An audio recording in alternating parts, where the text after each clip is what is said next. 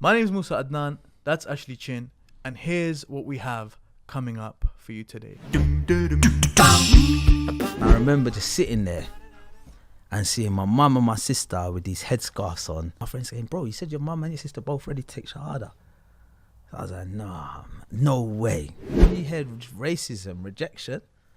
It's like, someone said to me once, like, why don't you know there's no Muslims in Jamaica? And I was like, rah, do you know what? Cool. I'm going to do my culture then. So the Muslim scene, Yeah. do you feel like a lot of it is fake? Yeah, a lot of people are not honest with themselves. How do you feel that your daughter is growing up in this environment where it's worse than when you were growing up?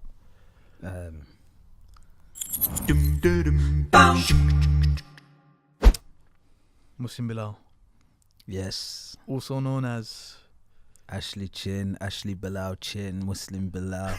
What's her name? What is her name? Really? What is the name? What is the name? Does the name matter? You know the face. Yeah, sometimes they call me a rapper, and a sheet artist, a singer, a poet. I'm like, I don't even know what I do. Transition, innit? You've made a lot of transition. Yeah, you could say that. Definitely. One of your, I was looking at some of your nasheed albums or spoken word albums. Let's Yeah. say, and one of them was called The Transition. Yeah. And I mean, I want to speak about that in a little bit, actually. You know how you manage that and all of that. But before we go into all of that, the first thing, bro, that I want to talk to you about is being fake. Yeah. You're someone that I've seen is very real. You're very authentic. You don't do things to please crowds, and Yeah. you've been in the scene for a very long time. So in your poem Life, Yeah. you speak about social media, Yeah. you speak about not being the real you. What was behind all of this? I feel like I called it Life because for me, it was like an overview of everything, of life and myself and the people and the condition that we're in.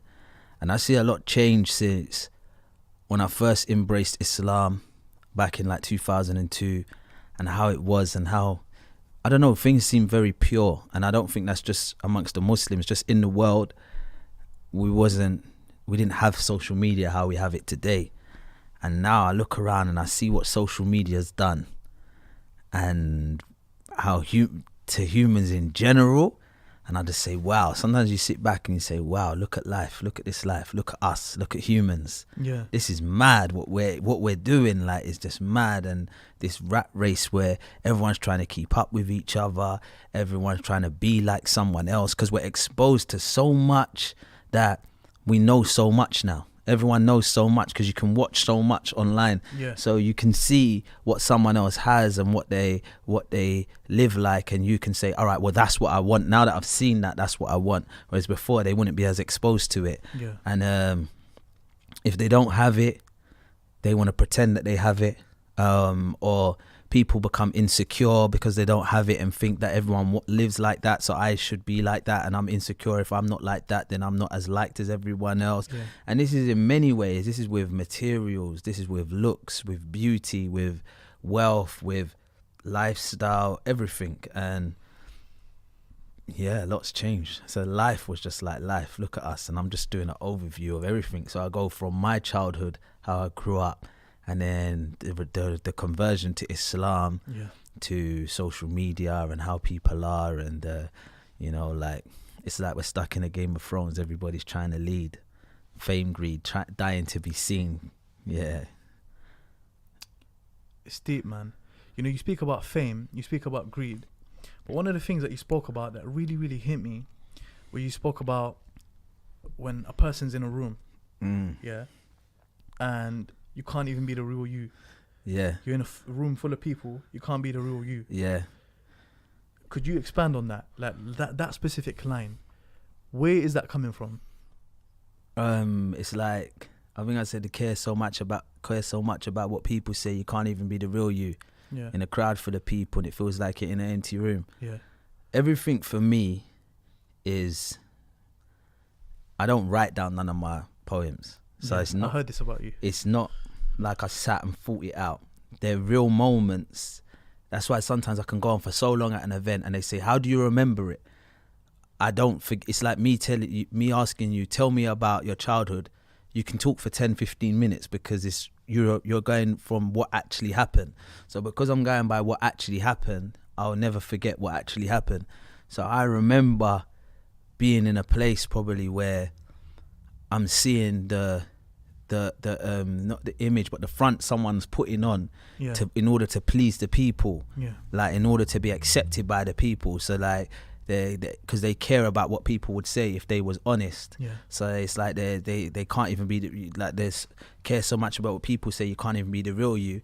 And then sometimes I think to myself, I'm so honest, like that's not saying I'm the only one, but I'm so honest. Sometimes I think if people actually listen to what I'm saying, I'm almost like incriminating myself sometimes when I speak. I'm saying, are they listening to my poems and what I say? I'm too honest almost, I feel like. So I feel like that honesty and the way I am, sometimes you feel like a stranger. So I say like in a crowd full of people, it feels like you're in an empty room. It's like, am I alone in this? Like no one's upon this. Like how can someone be the real then? I think honesty like is important. I think there's a difference. Sometimes like if you have like sins, for example, or bad habits, it's not dishonest to like hide them or be shy of them. That's showing that you're embarrassed about your sins, or you're not proud of them, so you want to hide them. So you're not gonna just be, but this guy listens to music when he's on his own, but when he's in front of a load of people he doesn't listen to it. That's not like, you're being fake. That's more like, no, he's got a bad habit and he's ashamed of it and he's not proud of it, so he's hiding it, he's concealing. That's different. But being honest is like just being honest with yourself. Like, this is where I'm at and this is what I have to offer. You can't trick the people. You can trick the people, but you can't trick Allah. Allah is all knowing, all seeing, all hearing. He knows what's in the breast of man. So for me, I feel like I can pretend, I can do stuff with the people. We can all do things with the people. We can trick them. We can behave a certain way. But Allah's there, just seeing all. And he just knows you can't trick Allah. So I feel like honesty is the best policy. Like, I remember sitting down with someone with more knowledge than me, and I wanted them to teach me, like, go through Islamic stuff and study. And he said, no, the first thing we're going to study, I said, what book are we going through? He goes, no, we're not going to go through any book. We're going to go through principles before we study anything. Like, principles. He said, yeah, like life principles. Like, never lie. Always be on time. Don't eat too much. And he was just going through normal principles.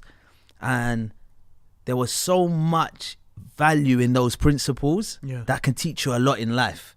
So it's just like a little thing like never lie. That's a serious, like, I'm thinking, do you know what? We need these principles as humans. Like, it's okay, we know so much, but we know so little if we're not following these little principles. And that's Islam. That's if you look into these principles, don't eat too much. You know, many people, they quote the hadith of the Prophet sallallahu alaihi wasallam, peace be upon him, and they quote it so wrongly. They say, for example, you're only supposed to eat a third. But they forget half the hadith, which is eat a morsel of food to keep your back straight. And if you need more, then you do the third. So the third is not even, they make it out like the third is what you're supposed to do. And that's not even what you're supposed to do. You spoke about, for example, never lying. That's from Islam. And this, I often find this, that many of the principles that people become successful from, they're things from within Islam. They're things from within Islam. Many of the things that people, for example, this is me personally, I don't know about how you feel about this, but when people always post up these motivational speakers who are just going on and on, you think this, you're like this, well, you need to get up out of your, I think to myself, you've heard all of this before. But just because it's coming from a certain someone, you're taking it more seriously now. You're treating it differently. You're treating the information, the knowledge differently. You know, in your poem, you also spoke about being fake. This comes back to honesty. But I want to bring it to a direct industry. And I know some people might find this controversial. The Muslim scene. Do you feel like a lot of it is fake? A lot of people are not honest with themselves. How do you feel like it's not real? And what about it It's is not real? like, where do we start? I think that the Muslim industry in two ways. It's like we have to take responsibility in a sense that we're very judgmental people. So if you say one thing wrong, the whole Muslim scene could come down upon you. So for one reason, it's like out of fear of people not having the right opinion, of you, a lot of people are fake in a sense where they try and portray a certain way and a certain image, and in order for the Muslims to like be like, mashallah, you're great, you're and this, that and the other, and they're too scared to like maybe show other sides because they know that people will come down on them. Then you have like the men, you have the women, a lot of them are like with the beauty and the looks and the image, and it like a lot of people every day it's just hey guys, like you live in a happy life. Like, who is these guys you're doing hey guys to? Like, a lot of them are not really happy and are not living this great life, and it's not as beautiful as it seems, and they're scared to be honest.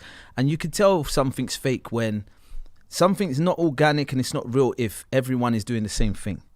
So it's obviously someone does something, it works, and everyone starts following suit. And that means it's not coming from an organic place then.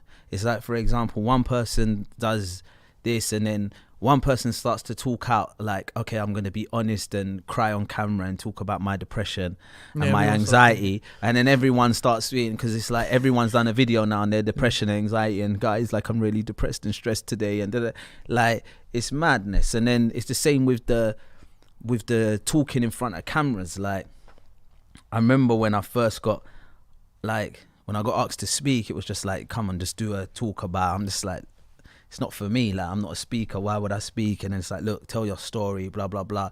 But then I remember some people was like, how can I become that? Like, I want to be a person in front of the camera. Like, I want to. And sometimes it's for the wrong reasons. Like, the intention is for the fame. It's for people to know who they are, or they want to be. It's almost like a clout chasing. Like, they want to be celebrities. Yeah. It's deep. And these problems are so, often, I was thinking about this today, that we always love to point fingers at other people. Like, for example, we even read the Quran and we'll be like, yeah, man, these people, sometimes we even think about it in our heads. We think, these people, it applies to them so well. Yeah. But you're supposed to be thinking, does this apply to me? To yourself, yeah. And 9 times out of 10, if you've done that, because the Quran is sent to you, it's for you. If you've done that, it would apply to you. A lot of these things would apply to you yourself. So it's a deep thing of question, like what you're talking about, bro.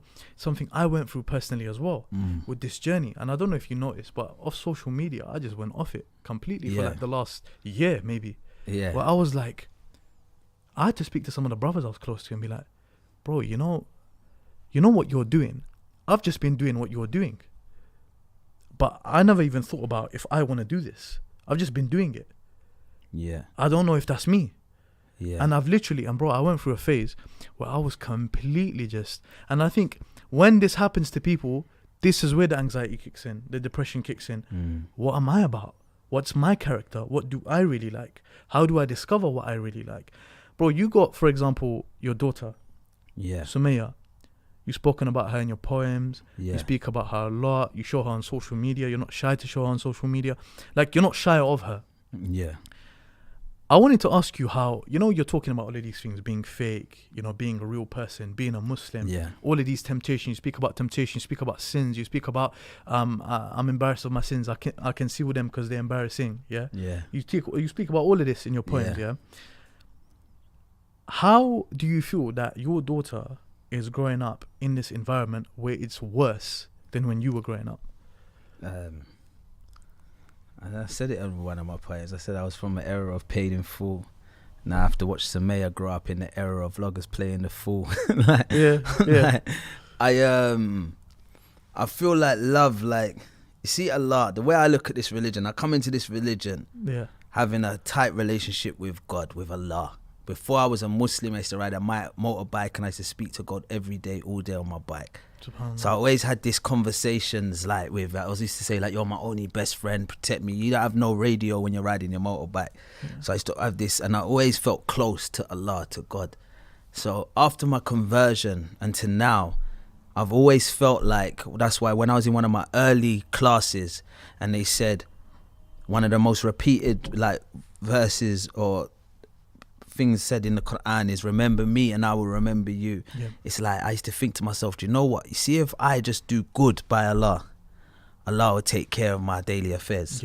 And with me, I try and like with my daughter, I try and say, as long as I'm pure and I try and do the best I can, Allah will take care of my daughter for me, like, and not make her, I don't have to fear that she's gonna, so I've just got to do good. I've just got to do good and take care. Look, I tried to give my mum dawah when I converted to Islam. Oh, mum, don't drink this. It's going to take you to the fire. Mum, don't do that. Mum, don't do this. Come on, come to Islam, come to Islam. It's not working. My mum thinking my son's gone mad. She wants to get me out of the house. I stopped giving dawah and I just focus on my relationship with Allah. I start doing good. I stop doing certain sins. I'm getting closer to Allah, closer to Allah. I'm going to classes. I say to Allah, you know what? I want to give everything. I'm stopping this. I'm stopping that. I'm going to go to Egypt and study. I want to get more. I remember looking at a man praying in the mosque. And I'm honest, when the prayer's finished, I check my phone straight away, see where my friends are, and I just want to leave. Yeah, I'm coming now. I just finished praying. I'm coming now. But the Imam's saying after the prayer, there's going to be a short little lecture. This guy is not even checking his phone. He can't wait to listen to the lecture. I can't wait to get out and go and meet my friends. So what it is instead of me saying, I don't want to be forced to stay, I want to naturally feel like I want to stay. So I'm saying to Allah, why don't I feel like I want to stay? Like, why do I feel like there's more exciting things outside? So why ain't I like him? How comes he is so content just chilling in the masjid? Why does he feel like that? Obviously, we're all different. And then I thought to myself, you know what? I want to feel more like that. I need to get away from my environment. So why did you ask that question to yourself? What were you missing? What did you feel like you're missing something? Or did you want to be real with myself. You see, when we're young, we got energy. We got the like where we get bored if we're in the house all day. Like my daughter says, I like school, and the days off school I hate it because it's boring. There's nothing to do. I think I like the days when there's nothing to do. Now, as an older person, but when you're young, you get bored easily. You need activities. You need things to do. So me as a youngster, I took my shahada at 19 years old. I wanted to be busy. I want to see where's my friends. What you lot up to today? We used to meet up for no reason, like. Where are you? All right, I'm coming to see you now. We don't even know what we're doing. We just used to always want to meet up. Now, for some reason, the way Shaitan decorates this dunya is that the things that are good for you seem boring and the things that are bad for you seem exciting. So going to meet up with my friends and go and waste time and do nothing seemed fun. But to stay in the masjid and listen to a lecture, this seemed boring to me. And I didn't want to stay and listen to it. I knew my what I had to do was do my prayers, but that's it. I wanted to go. So I wanted to like kind of like change my desires, like change it so that I feel like I wanted to stay and I feel like I'm not missing out on anything. So that was when I went to some classes and I said, you know what, I need to change my environment. And that's when I went to Egypt. And when I decided to go to Egypt, making these steps, I believe Allah's seeing what this guy is doing so much in my path. Imagine the day before I go to Egypt, I phone my mum. My mum says to me, you're going to Egypt? Yeah, I've never been away from you. Look, I want to spend the whole day with you before you go, please. So I said, okay, mum, you can spend the day with me. I wake up early in the morning, about 7 a.m. and I'm about to leave the house and my mum comes out of her room and says, where you going? I said, I'm going to the mosque. And she goes, I'm spending the day with you, remember? I said, no, mum, it's Eid today, because I went to Egypt the day after Eid. I said, it's Eid. I need to go to the mosque, do my Eid prayer. When I finish Eid, I'll be back in like an hour. Then we spend the day. It'll be 8 in the morning. So I know it's Eid. I got my headscarf and come into the mosque. Wow. I said, oh, all right. And then my sister comes out her room. Yeah, bruv, and me, I got my headscarf. Me and mum went and got some yesterday. No way. I said, what? All right, cool. So I made a call to my friend who's married with a wife, and I say, bro, change your plan. Instead of going to the local mosque in Streatham, we're going Regent's Park Mosque. My mum's coming. I need her to see the bigness. I need her to see the beauty, the dome, and loads of people. I need her to see the environment. Like, so I said, come, bring your wife, so that she could take my mum into the women's section. And she's like, no problem. What, your mum wants to come? I said, yeah, she wants to come to the mosque. That's deep, yeah. So I'm thinking she wants to come to the mosque. I'm just happy that she wants to come. Yeah. So we drive to Regent's Park Mosque. Me and my friend say my mum knows his wife anyway. Nice. And then she goes, okay, hi, come, yeah, let's go into the women's section. So I say, look after her, make sure she's good. He's like, yeah, no problem. So the whole time I'm praying, I was thinking, wow, my mum's here, this is mad. And then we finished the prayer, and I say to my friend, like, phone your wife and see if they're okay, and she goes, yeah, they're good. I told her she doesn't have to pray, she can just watch. But she said, nah, I pray. You think I don't believe in God? Why am I going to watch people pray? I'm praying too. And your mum wasn't Muslim at this point? No, she's not Muslim. So they prayed. So I said, wicked, that's a start. So I said, okay, call back and see if they're ready now. Went in the bookshop. I thought, let me buy them a gift, some books, and see if they're ready. This might be nice, dawah. Yeah. And then my friend's wife said to me, yeah, they're both ready. Like, they're both ready. So I was like, okay, cool, let's go. And they're like, no. I said, meet me at the car park. I said, no, they're both ready to take shahada, both of them. What? I said, what? And I goes, did she say it right though? And my friend's saying, bro, you said your mum and your sister both ready to take shahada. So I was like, no way. So yeah, come. So I went to the offices in Regent's Park. I said, my mum and my sister want to take shahada. And this guy knew me because I used to do private lessons with this guy on a Wednesday and a Sunday by myself in his office. Yeah. Sheikh Nasser, Abdul Nasser, used to teach me. So he's like, Bilal, how are you? Egyptian man. I said, yeah, my mum, my sister's here. He says, what? But ain't you going to Egypt tomorrow? I said, yeah, because he's the person who arranged for me to go to Egypt, my teacher. Okay. So I brought them in the office, and I remember just sitting there and seeing my mum and my sister with these headscarves on, and he's talking to them and them taking shahada, and it was like an out of this world experience. I was thinking to myself, when you do good, Allah takes care of all your affairs. Allah done this for me. Like, he knew. I remember thinking to myself, I could just die now. Like as in, like, I feel complete. Yeah. I wasn't married at the time. I had no children. So just seeing my mum and my sister go towards this religion, that is like, I'm just, Allah, that's me. Like, and that, so I've always gone by, like, just focus on Allah, and Allah takes care of everything. So the same I am with my daughter. Like, I don't really fear for her. I fear for the world we're in and everything, but you know what? I just feel like when you do good, whatever, I'm ready for anything Allah has destined for us. It's like, you know, the sunnah of Allah subhanahu wa ta'ala, that when someone puts their trust in him, he never lets that person down. Like, I've always said this since a young age, bro. I've never had a proper job. I've never had a proper education. I've never had a proper anything, but Allah's always looked after me. And my mum, to this day, that is something private, but my mum to this day, like, she looks and she talks to me, she gets emotional. Like, I have all of my siblings, I have all of my family. I'm what you'd consider a failure in terms of how society sees things. University degree, money, all of this sort of stuff, etc. Yeah? But subhanallah, I had a completely different thing, and my reliance upon Allah brought me things better than that. I remember I used to say to my dad, you're encouraging me to go to university, but now look, I'm getting invited to go and speak to the university students. It's like that. And I wasn't saying it in an arrogant way, but it's like, look at how Allah is. And now, alhamdulillah, I'm going uni. Alhamdulillah, I'm trying to develop myself. But it's like, this point of reliance upon Allah, I think it's something everyone needs to take home. They need it. Some people doubt. I get messages of people like saying they want to commit suicide or they feel low and they doubt Allah. I remember just asking someone, they give me this long message about all the problems in their life, everything they're going through. Yeah. And I remember saying, I thought, I say, sorry, I'm going to get back to you after I pray my Isha. Have you prayed today? And they say, oh no, I haven't. I don't really pray at the moment. And I just think to myself, you don't pray and you're complaining about all your problems. What do you think? Like, do you not believe that there is no might, no power except with Allah? Like, it's become so logical to all you. These problems, like, and this is what we need, this faith. Like, a lot of people don't understand, like, they lack that faith, and like, they like, bad things happen to them and they like wonder why this is happening to me, and it's that iman, that faith there is lacking, and people need to understand that. And Definitely. Can we speak about faith? Yeah, Yeah. a little bit. Do you know what I mean about that? Yeah. Yeah, So you got a new movie coming out, or a new film. Yeah, in production. A new film coming out. Yeah.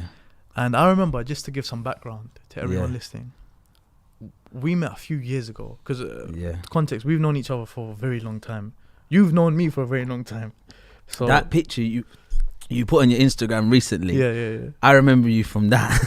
So when we're at Brother Yasser's study circle, Yeah. and while we're trying to study, there's a kid 5 years old jumping behind us, jumping on our back, running around. We'd Yeah. have to grab him and go sit here. Yeah. That was you, bro. Dude, Little Musa, I remember clearly. He was like 5 years old. that's deep, mad. man. It's crazy. Mad. But it's like, yeah. What was I saying? I was saying about. You gotta remind me now. I lost completely. My kid moments came A few to me. years ago, Yeah. you saw me. Yeah, a few years ago I saw you, and you said to me, "Yeah, bro, you know, I wanna do a film, Yeah. and I wanna make it about my life. Mm. I wanna do something, you know, like this." So now, that's happening. Do you know what? I feel like my whole journey's been crazy, you know, because, and like, even when I go to events, I only talk about my life. Yeah, I only talk about my life. I'm not qualified to noticed talk that, yeah. about nothing else. They might book me like, can you do a talk on this? Can you do a talk on that? I said I can only talk about my personal experiences because I'm not qualified to talk about nothing else. I'm not a teacher. I can't teach. I could talk from my heart about my life, and inshallah, if someone's in the audience that's going through similar situation, it might inspire them. But I feel like I go to these events, I sit down and I see the audiences. I'm sitting in Canada, Vancouver, there's thousands of people. They're listening and they're coming to me. That story was inspiring. It's like, don't even tell me. Let me just see if Allah I don't even want to hear too much. It might ruin things. I go to Australia, I'm in Sydney, thousands. Then I go to Melbourne, hundreds of people. Then I'm in Brisbane, hundreds of people. South Africa, like Johannesburg. I'm in Indonesia, Malaysia, all over the world telling this story. Yeah. And I'm just like, all these hundreds and hundreds of people in all these different locations all around the world telling me the same thing, that this story like inspired them or changed them or had some sort of effect on them. I can't even comprehend it. Like, it's mad. And I just think to myself, like, we learn something by either listening, watching or reading. Yeah. That's how we get inspired. And I think we're coming in a time now where when people are reading less, especially the audience I'm trying to reach, they're not readers. They're not readers. The lost souls, and there's a lot of lost souls out there. The youth, like we're a generation of fake people. So even though we act cool and we act like yeah, life's good, everything's good, we're lost. When we go home and you sleep at night, there's an emptiness. I challenge all these youngsters, everyone that acts like they got a great life. There's an emptiness inside them. I know, fact. They've all got this lost emptiness, and those kind of youth and youngsters that are lost, they're not readers really. So they're more watchers. We're not in a stage of listening. Maybe like even like these podcasts are better when you can see us. Like that's the ones I'll watch. Like, so I was thinking, I've been in the film industry for years. Like, imagine creating a film about that story. Yeah, that can go out mainstream all over the world. That for me, I'm not a man of dreams, but I'm just thinking that's something that I could die and that's still just being watched. I still got like The Message on tape, like the film. You remember the film The Message? Like, that was made how many years ago? But you could just keep watching it. Imagine a film. Gone.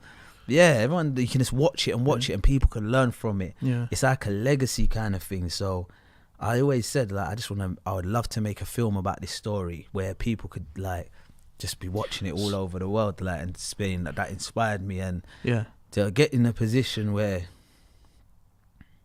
you get to do that, it's mad. And I think that what the people need to understand, the youngsters and everyone with dreams, is we're in a rush for success. Like, we're trying to be celebrities online and this, that, and it's like we care more about the fame than the work. I started this journey of telling this story and doing this over 12 years ago. And only now I'm getting to that stage where I can make this film. Yeah. I first wrote the script over 12 years ago. So it's about the work and doing good. And then it falls into place later on in life. Yeah. So tell me a little bit about what kind of level we're hoping for. Yeah, What kind? Because there's different levels of movies. Yeah. I'm So not trying to make a film for YouTube. Whatever the biggest level there is, isn't it? So obviously it's a film that you'll be able to go to the cinema and watch, and then the same normal procedures, watch it online after down the normal channels and routes. So yeah, it's exciting times. We're in pre-production of that now. Most definitely. And I'm looking forward to it, man. I'm really looking forward to it. First day of filming is Monday. I'm looking forward to it, It's man. my first feature I've directed, so yeah, it's a great project. The cast is crazy, like everything about it is, that's gonna be amazing, man. That's gonna be amazing. You know, I want to ask you a question on behalf of Ustad Hamza as well. Yeah. Are we getting premiere tickets? Yeah. Yeah. I just think why I'm excited is about the difference. I've been in mainstream, and it's like seeing something mainstream of this level. I was saying to one of my brothers the other day, I was thinking, like, I just want the red carpet. They're just going to see bare beds. Like, just loads of brothers walking down the red carpet. Amazing, I said, they ain't seen this before. That's like, going to be amazing. The newspaper headlines 20 years ago was the rise of the Muslim boys. Now they're going to really see the Muslim boys are here. Like, okay. I'm looking forward to that, man. I'm looking forward to that. Because I've heard you speak about it so much. I know you're passionate about it. I know that. Well, the film's different. The film's a bit different. Okay, how's it different? I would say it's based on my true story, but I wanted to make it cinematic. Yeah. And you have to up the drama. Yeah, You've only got like 90 minutes to tell that story, so artistic you license. have to give it an arch as well. So we got the beginning, the middle, some action, and then the end. So yeah, it's not just as I've told it. There'll be some surprises in there. Okay. And no matter how much I tell my story, I always miss things out. Yeah. Every time is different. Yeah. SubhanAllah. That's deep, man. It's deep. You know, so another thing that I wanted to speak about, this is all to do, you know how you mentioned how you always end up talking about your life. There's another thing that we need to speak about to do with your life. I want to ask you about racism. Yeah.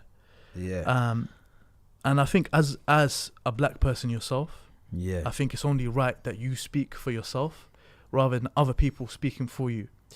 And there's a story you told me a couple of years ago of you getting to know a sister for marriage. Okay, yeah. And you getting rejected. Yeah. I might have told you that in private. No, I'm joking. Yeah. Do you know what? I think it's just a reality. I'm not one of them people that I like to over complain and go this, because I feel like everyone's a victim of something, innit? So like, let's say for example, are you cool to talk about it though? Yeah. Let's say for example, this boy is a drug dealer. Yeah. You introduce me to him. I'm not just gonna diss him and say, why are you selling? You shouldn't be selling drugs. I'm gonna see what is his life like. Like, how was he raised? Like, what was his environment? And there's things that led him to that. So some families, we got to understand, we're like second generation of like that. A lot of the parents were raised back home. So in the household, the first language is the back home language. Yeah. And the mum speaks a certain way and the culture's very much. So us as the younger generation, we went to school here, so we mix with I sit next to a girl from India. Yeah, we're used to all of that. This guy, my friend in class from Turkey, he's Indian, so we're used to mixing. The parents are not used to mixing. Mm-hmm. So when I am a bit understanding that when the daughter comes home and says, I want to marry this guy and he's black, the first thing the parents are thinking is, what? Like, I can't even understand him and speak to him around the language barriers and the culture differences and everything. However, I think there's a line where I had someone say to me I feel sick. Like the reaction was they feel sick because of my colour, and when told that that's a bit racist. You can't say you feel sick. What? Because he's black. So they said that. Yeah, and it's I'm not being racist. I'm saying, don't you want to have good looking children?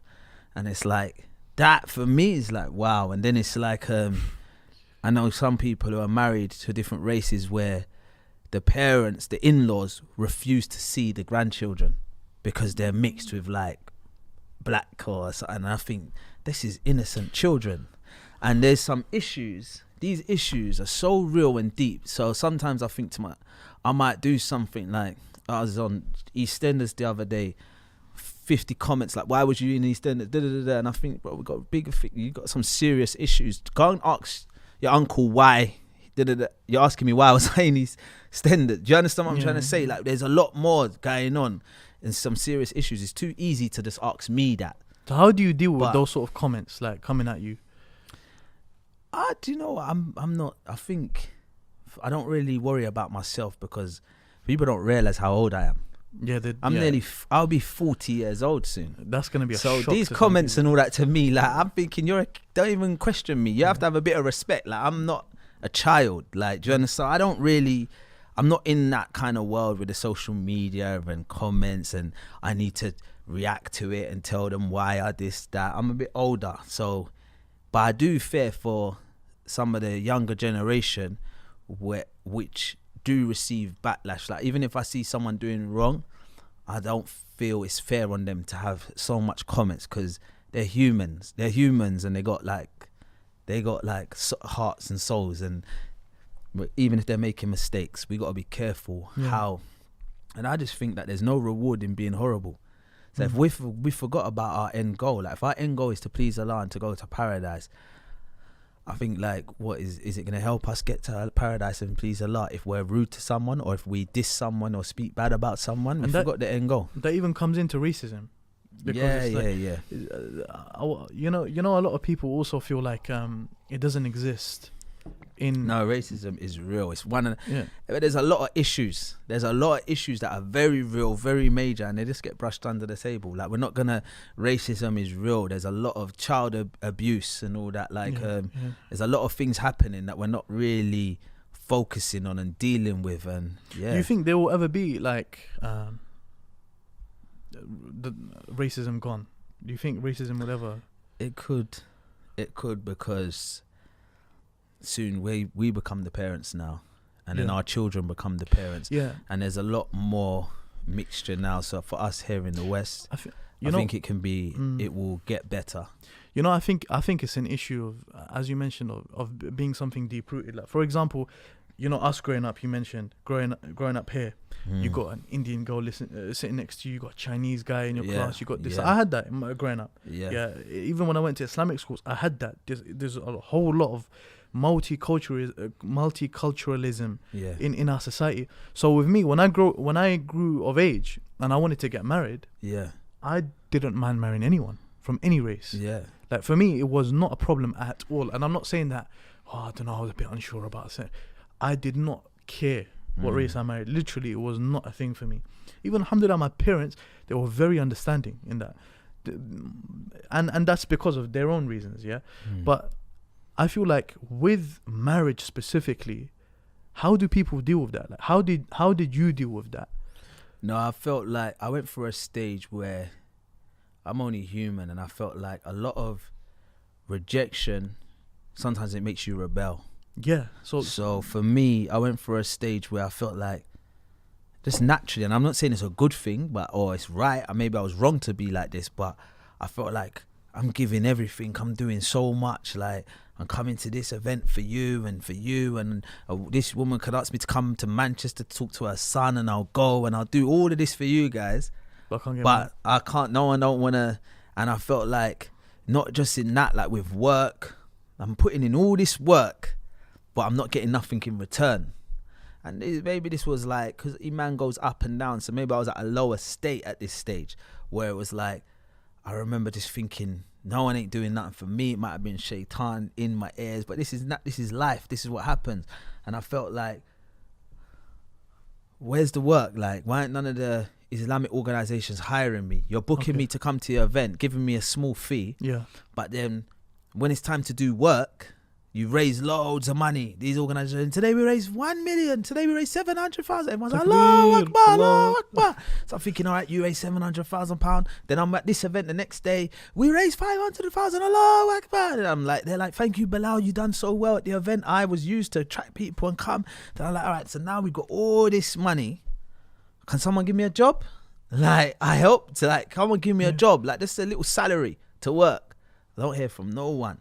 I don't hear from no one. When I'm coming, and when it's time to get married, I can't say, yeah, but I might not have loads of money, but I like, you know, like I've done all this work and I'm like, you know, I'm praying, and they don't want to hear that. Yeah. They talk about wealth and money, like, hey, where are you going to live? Where are we going to live if you get married to my daughter? How are you going to provide for her? How are you going to this? How are you going to that? So I just started feeling like, you know what? I just started rebelling. And then when you hear racism, rejection, it's like, someone said to me once, like, why don't you, there's no Muslims in Jamaica? And I was like, Raj, you know what? Cool. I'm going to do my culture then. So, wait. So, Yeah. Someone said that to me once. What, there's no Muslims in Jamaica? Regarding marriage? Yeah. So I said, all right, cool. I'm just going to go and find someone from my culture then. I'll do my thing. And sometimes that's what it does to you.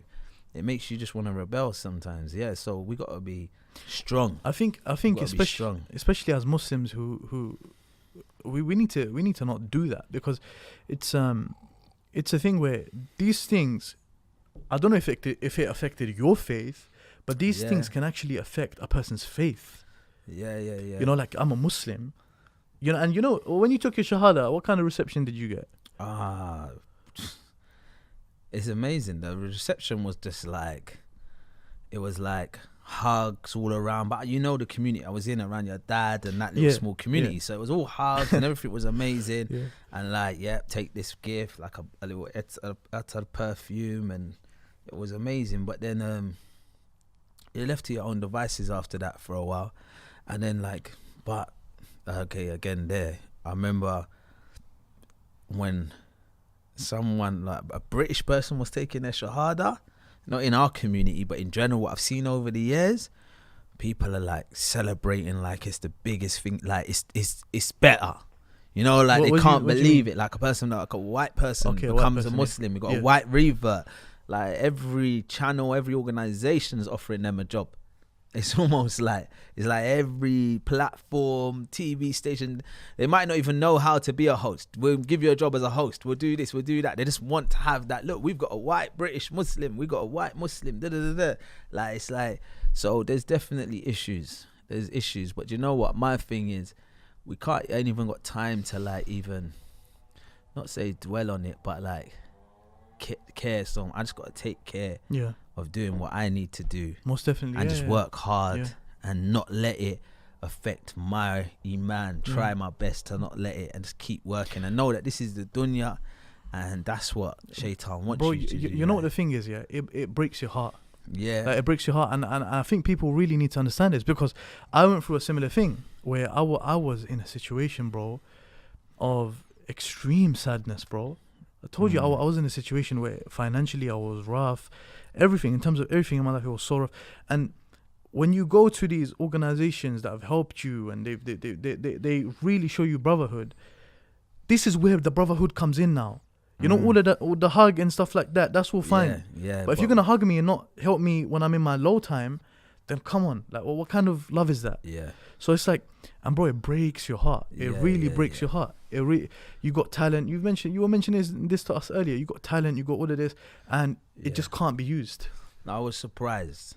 I was very surprised. I'm not saying I'm entitled to anything, but I was surprised that a man of my skill set, of what I can do in regards to like film production, engagement with young people.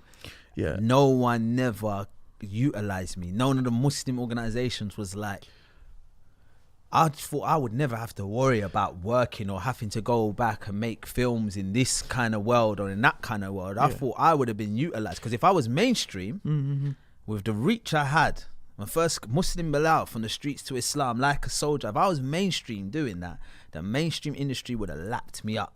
Those organizations, they'd have gave me a record deal or this, that. They say, look, this guy is engaging with the young people. The young people like this guy. Let's sign him. They package him and they make him do more of the same. So more people, young people, and they make money out of him. I'm doing that within the Muslim world, and I just like, I'm surprised that no one ever utilized me, knowing that all of their kids, it's your children, it's your nephews, it's your nieces, they're all listening to me, they're all into me, but no one ain't utilizing me and saying, wow, we should maybe take him in and like, put him on, like, give him his own TV show, bro. Do you want to do this? Do you want to do that? And that, instead it was like, let's just use him in a certain way and then leave him to his own devices. And that it is a bit. So I guess like some of these situations forced you to be in two worlds at times, and I've seen you in two worlds. Yeah. So you're actually 100%. Chin, and I remember the transition because that was so relevant to me. You're actually Chin, and you're Muslim Bilal. Yeah. And in the different scenes, your name is different. So when you're in the films, etc., it's actually Chin. When you're getting invited to a talk, it's Muslim Bilal, or you're getting invited to an Islamic event. Yeah. How do you? And should I tell you something, bro? I don't know like how you feel about this, but that's something that a lot of us go through. Yeah. Bro, when for example, when I'm here, when I'm at IERA, I'm around the brothers. I'm Musa Adnan. When I'm at uni, I'm a different Musa Adnan now. Yeah. When I'm sitting with Samantha and Claire in my peer group, and I'm doing work with them, and I have to. I can't say to my teacher, "Oh, put me with him. Put me." It's gonna cause problems for me. So I've got to do work with these people. It's hard for me to adapt all of this. So a lot of young people go through this where they're finding it difficult to adapt the Islam with how do you deal with that? But the main thing is that you remain the same. It's just your image. But so for example, no matter where I am, I'm always me. So when I'm in the film industry as Ashley Chin, they all know me as the Muslim guy. So they all know, he can't eat that, he's Muslim. They all know. You walk into his dressing room, and they see, oh, are you praying? He's praying, I think. They know, so I'm still that guy. And that when I'm in the film industry, they all know. The directors will come up to me and say, because of your religion, we know that you can't really do that, innit? Is that okay? We've put in the scene that is that all right for you? Because we know your religion, you're a bit. So they're seeing me as this in the film, and the same as in Muslim Bilal world. But one time I remember on Twitter, someone tweeted me. This both happened in the space of 60 seconds. Someone tweeted me and said, Ashley Chin, I just watched a film you wrote. It was so inspiring, it made me cry. I wrote a film called Victim, and and that's Ashley Chin, the film world. It was in the cinema. It made me cry. It was so inspiring. Keep doing what you're doing. They need to show this in schools or whatever. And then someone tweeted me the same 60 seconds. I just watched your story, Muslim Bilal, on YouTube. It made me cry.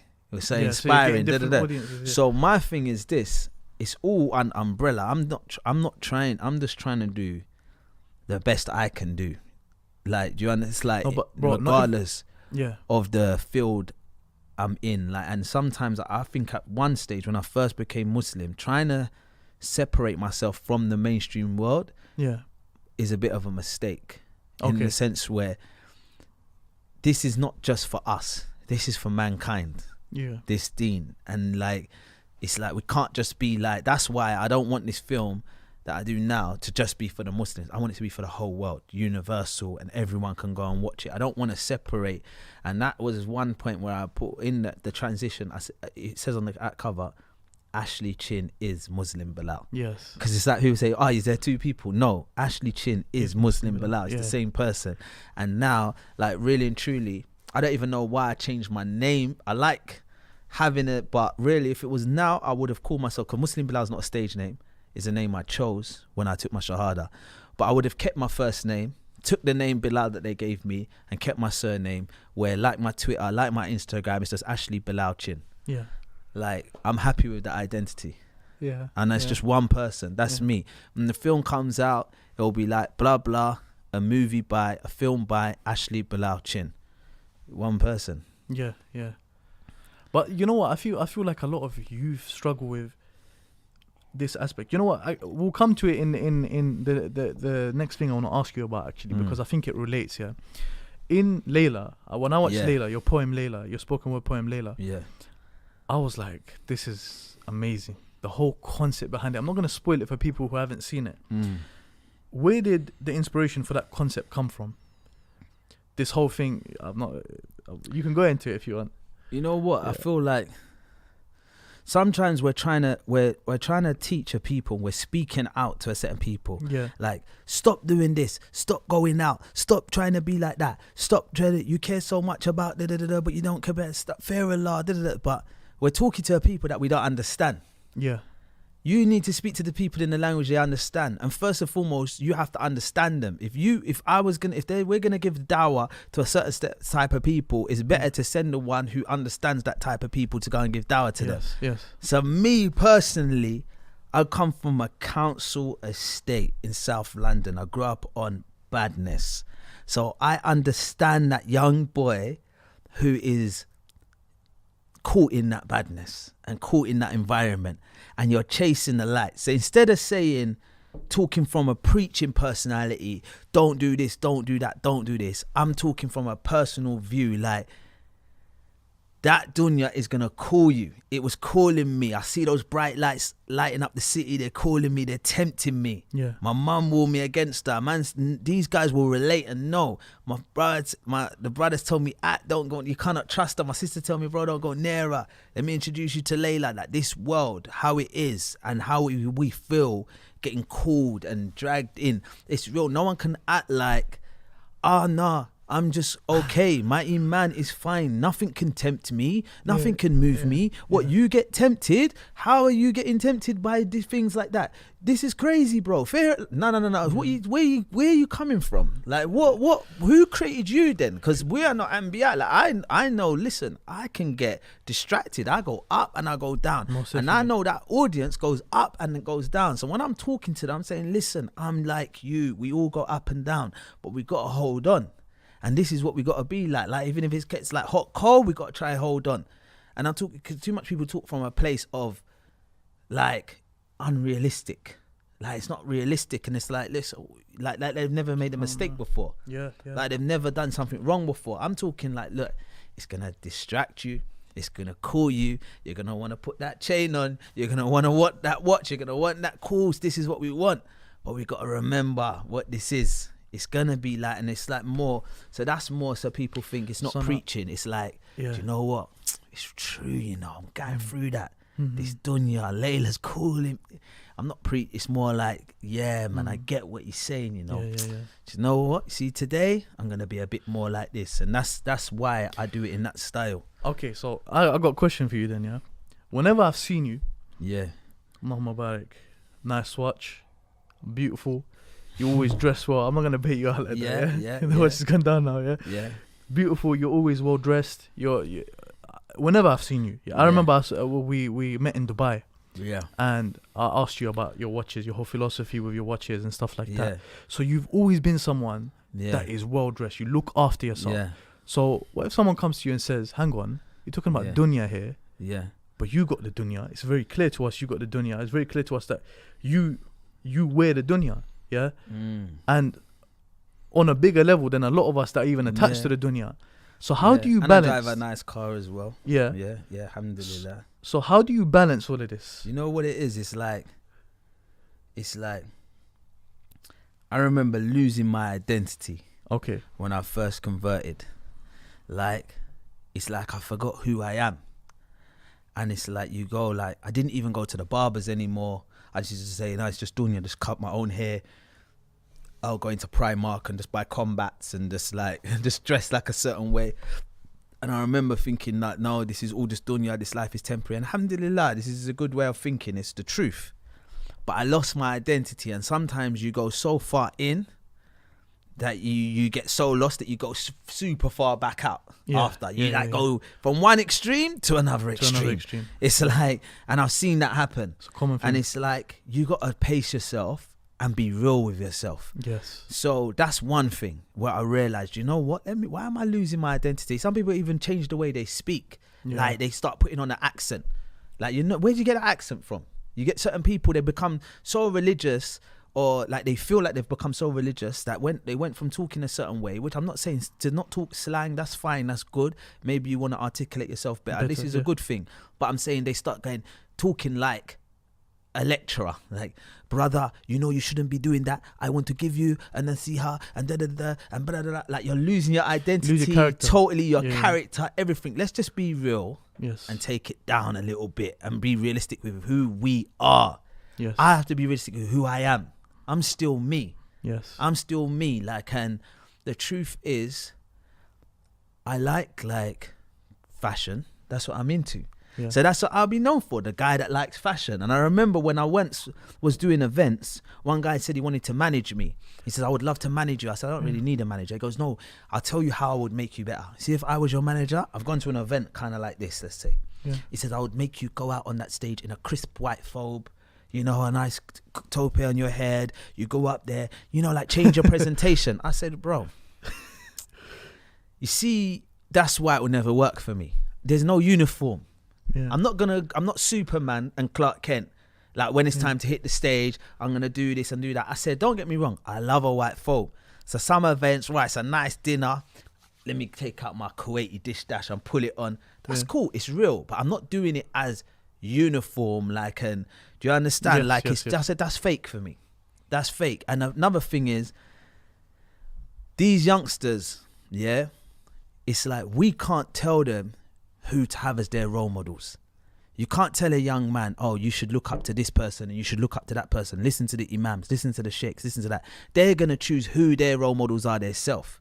And what they do is they're watching videos, they're watching this, they're watching that, and they're saying, rah, he's sick, he's sick, I want that. Do you understand? Yeah. And for me being myself, staying in my barrier, it's like, not saying that, why can't I remain cool, if that's what cool, like, do you understand? I'm not losing my identity.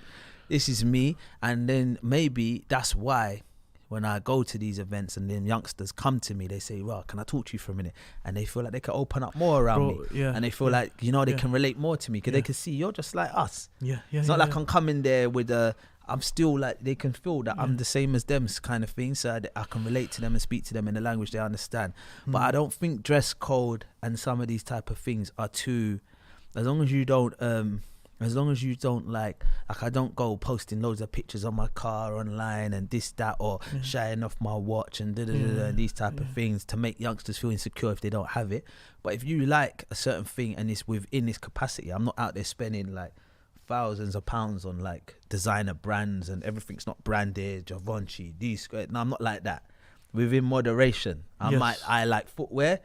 Every now and then I'm gonna get a new this every now and then, but really and truly a lot of my clothes are from like high street store called Cos, £40 for like just putting it together. It's my so within moderation is fine. Don't lose your identity. Most definitely. And you know what, I'm so passionate about this. I'm so passionate about this. You know what, because I've been in situations, bro, where I feel like brothers look at me different because I'm in the masjid and I'm dressed the way I want to dress. But that's I feel like brothers look at me different. And you know what it is? I was speaking to my teacher about this and I kind of went on a rant to my teacher and I was like to him, why are people like this for? Why are people so, closed-minded in this way and stuff like that? And people lose their identity. Practicing Islam should not make you lose your identity. For example, why do we remember Umar bin Khattab radiallahu anhu? Why do we remember Uthman bin Affan? Why do you remember Abu Bakr?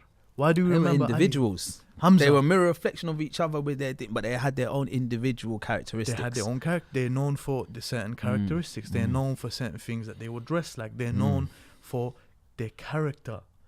And their character coincided with Islam. Nowadays, you have people, they come into Islam and they start practicing so, and they think that they're practicing Islam. They completely lose their character. Their old friends see them. Their old friends like, yo, he's gone off the plot. He's lost the plot. He's not even the same person anymore. And it's like, people have lost it totally. Bro, there's another thing that I wanted to ask you about with this, You speak about coming from the streets. I'm a Muslim, I came from the streets to Islam, the ghetto. So everyone knows it, You've spoken about it multiple times. Every single event you go to, you probably speak about this. Do you feel like the streets is a very rough place? And I feel like now, currently, London's become the type of place where in every area, there's a ghetto. Central, east, northwest, north, there's different gangs, etc. Where I was raised, there's ghettos there's people smoking weed. All of that is around us. Do you feel like you coming from the streets affected you in the way you think, in the way that you carry yourself? But it's not a chosen lifestyle. So it wasn't cool to be streets. To be from the streets. It's not like, this is cool. It's more, parents come from Jamaica, they get placed in one area. For us, it was South London, Lambeth, so Brixton, Gypsy Hill, Tulse Hill. And parents coming from Jamaica, they're struggling to get work. So we're on these estates, government funded, council estates, and everyone's broke. And we all feel like once we're in London being raised and we ain't got money, but we can see that there's people in this world that can afford to go to like advertisement shows, McDonald's, this beautiful burger. There's people that, oh, can I have that? Can I have that? Some kids get it and some don't. So when we don't get it, and we see the advertisements of Nike trainers, some kids get it, some don't. We're the ones who didn't get the McDonald's. We're the ones who didn't get the Nike trainers. So we're just like, why can't we have this? So you feel kind of depressed and stressed, and we don't have that family orientated culture where it's mum, dad, married and household and a family structure. It's like survival mode. So like a lot of the dads have gone, it's mum on their own, and then it's like no religion. So the mum's drinking alcohol, can hardly stand up straight, can hardly talk. So you're very alone. You're very alone, and you and this is the street mentality. You're by yourself, and it's kind of like a dog eat dog world, and there's no support system, and there's no good role models, and there's no like, so you end up trying to take any route you can to get out and to make a better life for yourself. Yes.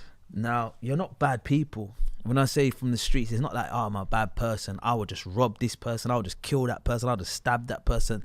Never. Your heart's not bad, but you just want out. So you're trying to think of, how can I, when I'm hungry, I'll be able to afford to go to the shop and get food? How can I just be able to afford to wear clothes that people ain't gonna laugh at? Yeah. So you look at your opportunities, and the only opportunities you see are criminal activities, because everyone around you is a criminal or broke. Yes. So it's like you stay broke or become a criminal. There's no one that's a lawyer or a banker. So that street mentality is coming from there, and it turns you into a hustler. I need to hustle. I need to make it out, and you got to think fast. So for me, coming out of that was amazing, and it also, you know, like sometimes with poverty, miskeen, like those poor, you remember God more because you got nothing else to rely on. So you're always like, oh God, please make this work. Oh God, please help me tomorrow, like be able to have food, or everything. Little things are embarrassing. This is why I have to always look at the root of issues, because just getting to school as a kid and everyone's got packed lunch, and your packed lunch, there's not hardly anything in it. You get embarrassed even at 8 years old, 9 years old. This does something inside you. Yes. It installs something inside you as a kid. And this is the root of what you're becoming as you get older. So when that kid then goes in the shop and all his friends are buying sweets, and he picks up a pack of sweets and steals them, puts them up his sleeve and walks out and acts like, yeah, I bought sweets as well. It's not because he just wants to be a criminal. He just doesn't want to be the one without sweets, and all his friends have got sweets. Yes, yes. So it's not just, it's like, what is that person going through? And this was like our childhood and how we was. And this is why when I done my conversion to Islam, it was easier for me to believe in God and know there's a God, because every time I thought things are gonna go wrong, or we ain't got nothing and we ain't got anything, God would provide. God will provide. And that's why I was like, oh God, I always believed. For before Muslim, it's like I knew, alhamdulillah, I knew like, yes, God provided. Just when we thought nothing, we weren't gonna, even my mum installed that in me. We ain't got anything, and then she'd be like, God came through, look. Someone just came and dropped off £80. We're all right now. We'll be okay till the end of the month. So you know God exists. So when I become a Muslim, it's like continuing that path with that belief in God, and then you continue with that belief. Yes, yes, yes. And then when the good comes to you, you have to be thankful. If this religion is telling you you have to pray to thank God for what you have, I'm ready to get down, because I look at my past. And I look at it and I think, wow, look at me now, like I'm standing here and I'm doing this and I'm doing that, and I just think, alhamdulillah. That's why it's like, when I'm saying those words, it's not just for rhyming's sake, it's not just for fun. I'm saying, I'm a Muslim, I came from them streets to Islam, the ghetto. Now when I see my brother, I'm saying, wow, look at that, I come from there and now I'm here. Salamu alaikum. Let's celebrate that. Like, it's proper. That's why I don't need to write it down. It's a feeling. It's an expression. I mean it. So I'm like, look at where we come from. I'm like, every single verse. I was in Istanbul. The day before, we was meant to do the event in Switzerland.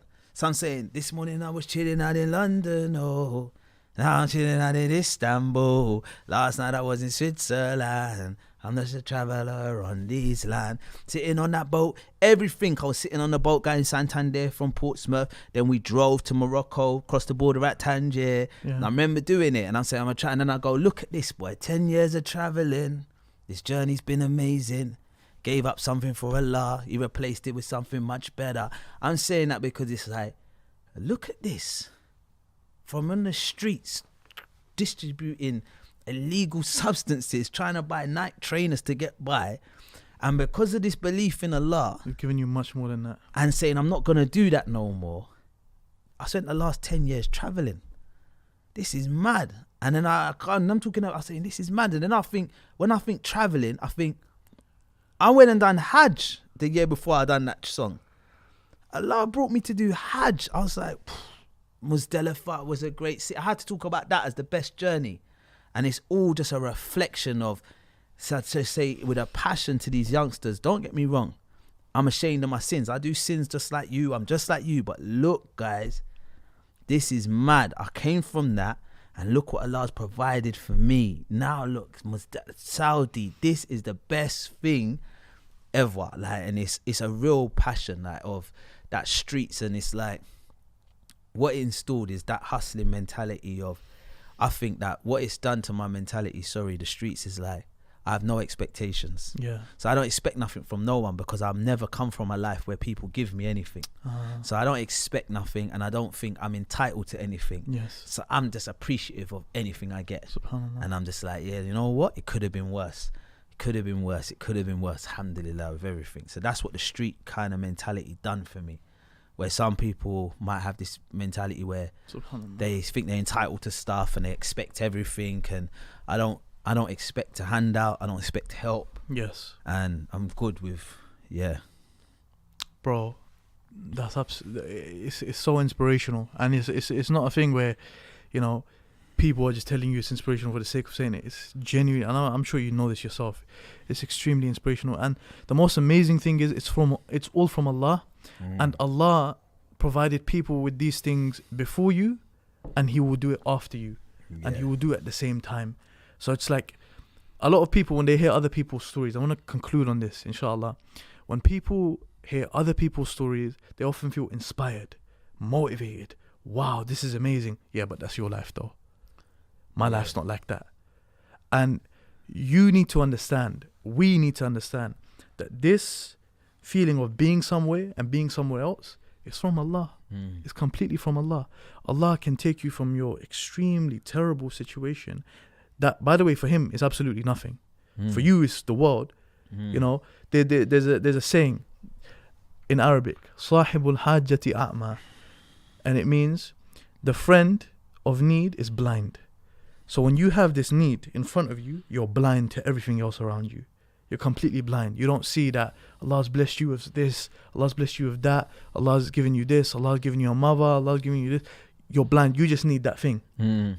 And Allah even speaks about it in the Quran. He says, "Innal insana li rabbihi lakanud, wa innahu ala dhalika lashahid." That mankind, insan, to his Lord is lakanud. He's ungrateful. But what I find so inspirational is the next verse. Wa innahu ala dhalika lashahid. And to that, He Himself will attest to. To that he's ungrateful, He Himself is going to tell you that. He Himself will tell you, I'm an ungrateful person. I am not grateful to Allah. I forget things. And if you realize that, another place in the Quran, Allah says, لَإِن شَكَرْتُمْ لَأَزِيدَنَّكُمْ. That if you are grateful, I will increase you. And I think that's your story, bro. You always talk about Allah, you know, being grateful to Allah. Always giving it up to Allah. Because, bro, there's a lot of people that have been through what you've done, and they'll be like, yeah, check me though. You know, I got the rollie on, you know, you see it, this is how it is. And Allah gives it and see how fast He'll take it away, boy. It's a test. It's it's a test. And this is the way we deal with our tests, inshallah. Bro, it's been absolutely, you know, amazing having you on the podcast. Jazakallahu khairan for coming. Alhamdulillah. Bro, you're definitely going to be someone we're going to keep getting, you know. I'm a huge fan of you. Ustad Hamza's a huge fan of you. Bro, everyone was so excited that we had you coming in today, you know, mashallah. So bro, jazakallah khairan for coming on. And brothers and sisters, this has been Rerouted with Muslim Bilal and myself. If you have not subscribed to iEra yet, make sure you click the subscribe button and you do that. Inshallah, we have many more episodes coming out for you in the future, and I will see you in the next one. Look after yourselves, take care. Assalamu alaikum wa rahmatullah. That's a wrap. Peace.